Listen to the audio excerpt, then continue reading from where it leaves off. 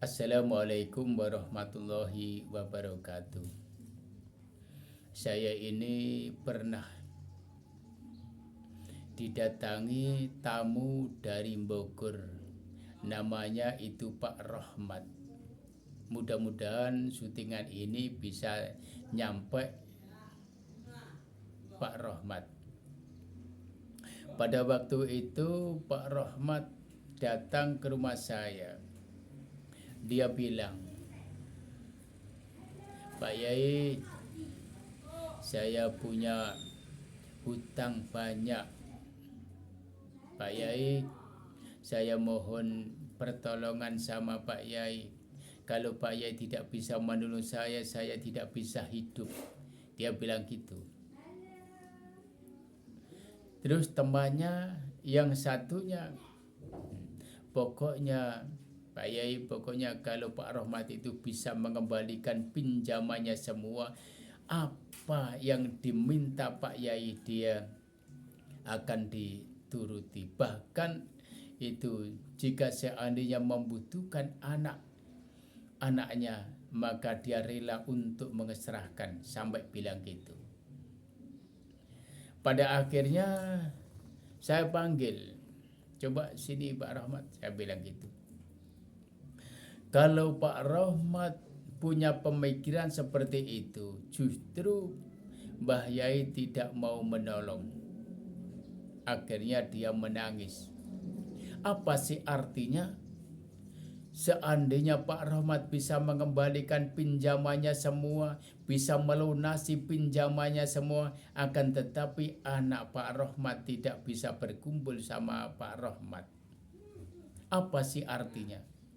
Justru kalau Pak Rohmat punya pemikiran-pemikiran seperti itu, Mbah Yai tidak mau membantu, tidak mau mendoakan. Saya bilang gitu.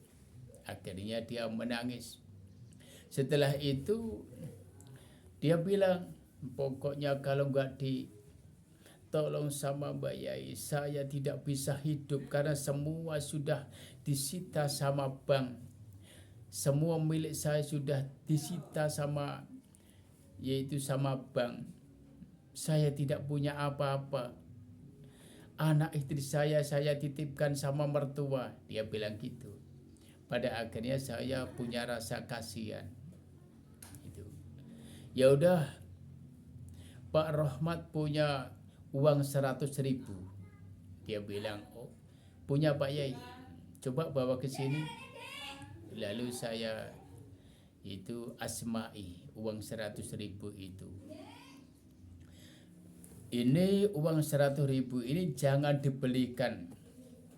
Pak Rohmat saya kasih amalan, tolong diamalkan sampai 7 hari 7 malam, jangan sampai keluar dari kamar. Saya bilang gitu. Lalu mendapat 5 hari 5 malam, Pak Rohmat itu pingsan.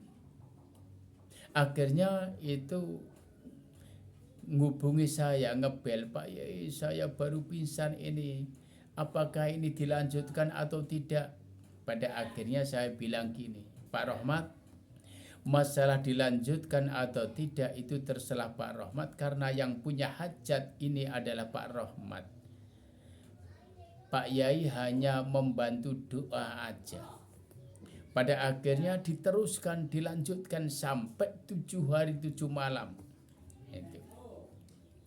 Alhamdulillah itu dikabulkan. Saya ini nggak dikasih tahu sama Pak Rohmat. Tahu-tahu saya ini didatangi sama orang luar Jawa, dari Bengkulu, ada yang dari Jambi, ada yang dari Pekanbaru, ada yang dari Samarinda, dari Batam. Itu sama rombongan. Lalu saya tanya, "Maaf, Bapak ini dari mana ya?" Akhirnya dia bilang, "Oh, saya dari Jambi Pak Yai. Saya dari Palembang Pak Yai. Oh, saya dari Bengkulu Pak Yai." Gitu.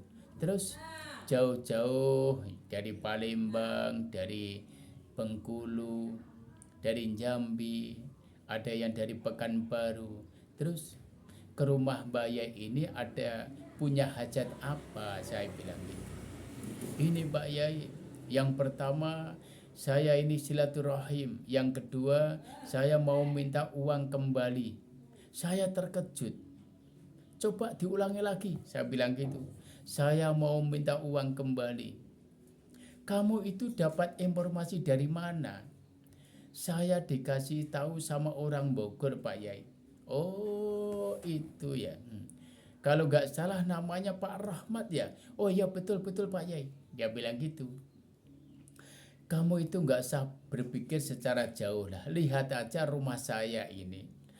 Kalau saya bisa bikin uang kembali, mungkin rumah saya ini sudah bisa sunsun, sudah nggak bisa dihitung. Mungkin kendaraan Mbak Yai sudah nggak bisa dihitung. Saya bilang gitu. Kamu itu jangan jauh-jauh itu cara berpikir. Lihat aja rumah Mbak Yai ini. Saya bilang gitu. Untung kamu itu bertemu sama Mbak Yai, sama saya. Mungkin kamu ketemu selain saya, mungkin kamu sudah dimanfaatkan sama orang lain. Saya bilang gitu. Pada akhirnya tetap dia itu ngotot, pokoknya saya minta uang kembali. Dia bilang gitu. Kalau nggak dikasih uang kembali saya tidak pulang. Akhirnya saya tanya, kamu punya uang 100.000? Punya Pak Yai. Ya akhirnya dikasih ke sama saya asmai, akhirnya lalu langsung saya kembalikan lagi, saya kasihkan lagi, tolong uang ini jangan dibelikan ya, belum sampai ke rumah. Sampai ke rumahnya bilang gitu saya. Loh, kok ini nggak ada kabar, nggak ada itu kelanjutannya, mungkin sudah dikabulkan mungkin. Mas saya itu seperti Pak Rahmat itu, jadi hajatnya sudah dikabulkan sama Allah tapi nggak bilang sama saya. Tahu-tahu saya didatangi sama orang itu luar Jawa, orang banyak, tahu-tahu itu. Ya inilah, ini sejarah-sejarah yang saya alami. Itu. Saya itu pada waktu itu saya diperlukan sama orang Bogor, suruh itu mengeluarkan benda-benda di dalam perutnya, di dalam tubuhnya itu. Lalu saya ngebel sama Pak Rahmat. Pak Rahmat, saya di Bogor ini. Oh ya Pak Yai. Tapi sayangnya Pak Rahmat itu kenapa kok nggak bilang sama, oh Pak Yai kalau ada waktu marilah, mari silakan ke rumah saya, itu mampir sebentar atau bagaimana, itu kok nggak ada itu kan. Alhamdulillah itu dia bisa itu dikabulkan hajatnya sama Allah Subhanahu wa ta'ala.